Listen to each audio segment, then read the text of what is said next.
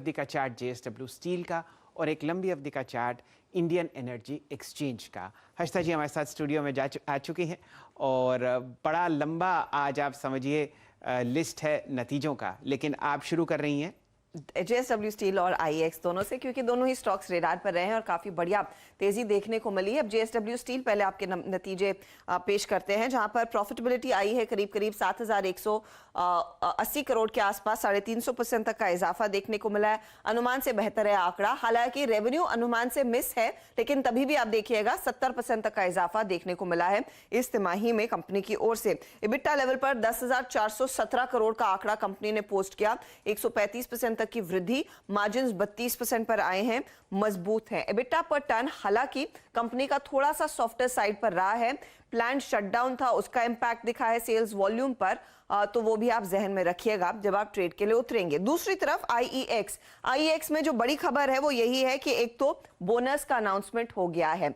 तो पहले आपको बोनस के डिटेल्स दे दे। एक शेयर पर आपको 2 मिलेंगे, तो कुल आपके हाथ में दरअसल 3 स्टॉक्स होंगे अब आईईएक्स के, जब वो एक्स बोनस होगा। तो ये है आज की सबसे बड़ी खबर। दूसरी तरफ अब नंबर्स पर आते हैं और नतीजे भी बहुत ही दमदार रहे हैं। रेवेन्यू में हमने देखा है करीब 53% का इजाफा, प्रॉफिटेबिलिटी 74% बढ़ती हुई दिखाई दी है और प्रॉफिट बिफोर टैक्स भी 32% पर आया है। याद रखिएगा अक्रॉस सेगमेंट्स जो इनकी वॉल्यूम्स है उसमें औसतन 58% तक की वृद्धि देखने को मिली है, तो बहुत ही मजबूत तिमाही आईईएक्स की ओर से।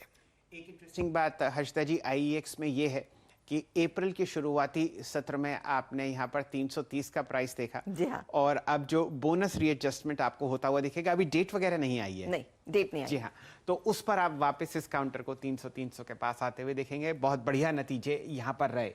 मोता साहब हमारे साथ जुड़ चुके हैं और वो आपको बताएंगे कि ब्रोकरेजेस क्या सोचती हैं जेएसडब्ल्यू स्टील के इन नतीजों पर। यतिन जी गुड मॉर्निंग।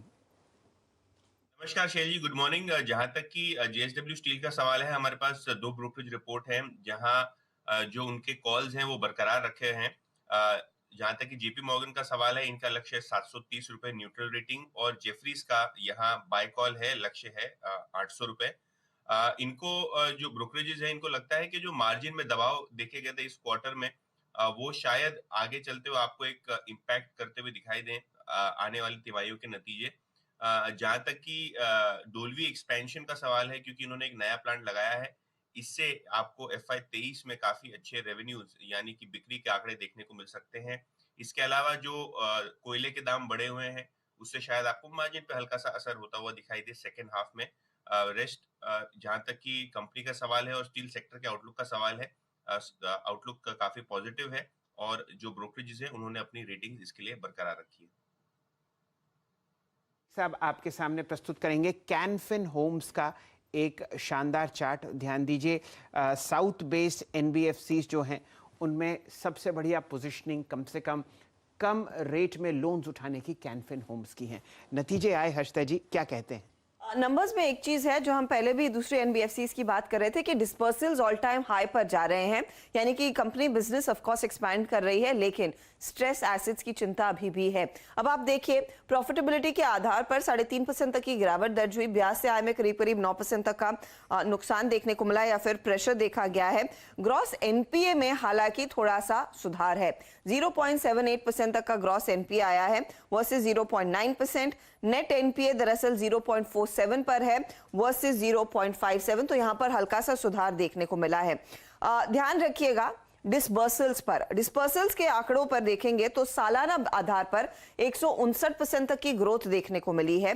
क्वार्टरली बेसिस पर 147% ग्रो हो रहे हैं डिस्पर्सल्स। सैंक्शंस में भी वृद्धि देखने को मिली है, 177% की ग्रोथ है ईयर ऑन ईयर और क्वार्टर ऑन क्वार्टर। और बोर्ड ने दरअसल 4000 करोड़ के फंड रेज वाया एनसीडीज को भी अप्रूवल दे दिया है। तो अगर आप डिस्पर्सल्स देखें, एसेट क्वालिटी देखें, वहां पर स्थिति थोड़ी सी बेहतर होती हुई दिखाई दे रही है। लेकिन एलआईसी हाउसिंग फाइनेंस उसके सामने अगर आप कंपेयर करें तो यहां पर प्रेशर है। ब्याज से आय में करीब सालाना आधार पर गिरावट देखने को मिली है। मुनाफा 68% घटा है, ग्रॉस एनपीए में ज्यादा कुछ बदलाव नहीं है, 5.93% से 5.1% के आसपास आया है। रीस्ट्रक्चर्ड बुक को लेकर सबसे ज्यादा चिंता जरूर है। मार्जिन्स कई क्वार्टर्स के मल्टी क्वार्टर्स के लो पर आए हैं, तो ये भी एक और चिंताजनक स्थिति। और रीस्ट्रक्चर्ड बुक अगर आप देखें, ये 77.5% के आसपास बढ़ी है। 9,497 करोड़ के रीस्ट्रक्चर्ड एसेट्स इनके हैं, तो ये इनफैक्ट एक प्रेशर पॉइंट रहेगा आज एलआईसी हाउसिंग फाइनेंस के लिए। जी हाँ, pressure point LIC housing finance के लिए और कैनफिन होम्स जिसके नतीजों का जिक्र करते हैं हर्षिता, यकीन मानिए चार्टी के लिए 2-3 स्टॉक सबसे अच्छी स्थिति में अगर आप एनबीएफसीज में देखें या फिर हाउसिंग फाइनेंस स्पेस में देखें, जो 2-3 सबसे डिसेंट चार्ट्स हैं उसमें से शामिल है। अर्निंग्स भी सपोर्ट करती हुई कैनफिन होम्स, जैसे कुछ देर पहले एचडीएफसी का जिक्र हो रहा था, एक राउंडिंग बॉटम शॉर्ट टर्म में लॉन्ग टर्म में विजिबल था, एग्जैक्टली यहाँ पर भी विजिबल है।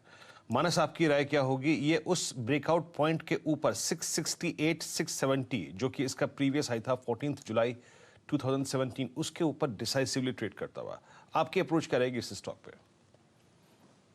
देखिए, कैनफिन होम्स की बात करिए तो यहाँ पर ट्रेंड बहुत पॉजिटिव बना हुआ है। लगातार कंसोलिडेशन देखने को मिल रहा है, लेकिन कंसोलिडेशन में स्टॉक ने कभी भी 20-डे मूविंग एवरेज की नीचे की क्लोजिंग नहीं दी। कल के पैटर्न को देख के लगता है कि यहाँ से एक बाउंस बैक देखने को मिल सकता है और शायद इस कंसोलिडेशन जोन के अपर बैंड को स्टॉक ब्रीच कर सकता है, इसलिए बिल्कुल चांस लेना चाहिए। करंट लेवल्स पे खरीदारी करिए, 674 का स्टॉप लॉस रखिए और अगर 710 के स्तर ब्रेक होंगे तो कम से कम 750 रुपए तक के स्तर आपको कैनफिन होम्स में देखने को मिलेंगे। तो खरीदारी करने की राय रहेगी 674 के स्टॉप लॉस के साथ। चलिए अब ध्यान देते हैं नतीजों में टू व्हीलर स्पेस पर। डायरेक्ट साहब प्रस्तुत करेंगे आपके सामने टीवीएस मोटर्स का चार्ट। यहाँ पर हम लोगों ने हल्का सा हरा निशान कल देखा, ओपन इंटरेस्ट नतीजों से पहले 4% बढ़ा। नतीजे कैसे थे हर्षिता जी? नंबर्स फैंटास्टिक है, बहुत ही शानदार परफॉर्मेंस कंपनी की ओर से देखने को मिला है और हर पैरामीटर पर दरअसल देखिएगा ग्रोथ देखने को मिली है। मुनाफा आपके सामने पेश करेंगे तो यहाँ पर करीब 41% तक की वृद्धि देखने को मिली है। रेवेन्यू में 22% का इजाफा 5,619 करोड़ पर आया। इबिट्टा लेवल 28% बढ़ता हुआ दिखाई दिया है और मार्जिन आए हैं 10% के। अनुमान था कि 9% के आसपास सिमट जाएंगे। तो इनपुट कॉस्ट बढ़ने के बावजूद दरअसल यहां पर मार्जिन्स में एक्सपेंशन देखने को मिला है। लेकिन आजकल एक हॉट फेवरेट ऑटो कंपनियों में जो शब्द है वो है इलेक्ट्रिक, और इलेक्ट्रिक मोबिलिटी में भी कंपनी ऑफ कोर्स उतर चुकी है।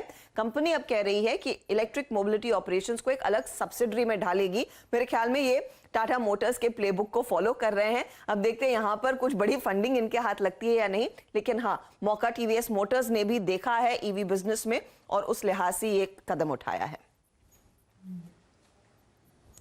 जी हाँ, carbon copy of Tata Motors in two wheelers. और चार्टी के लिए आप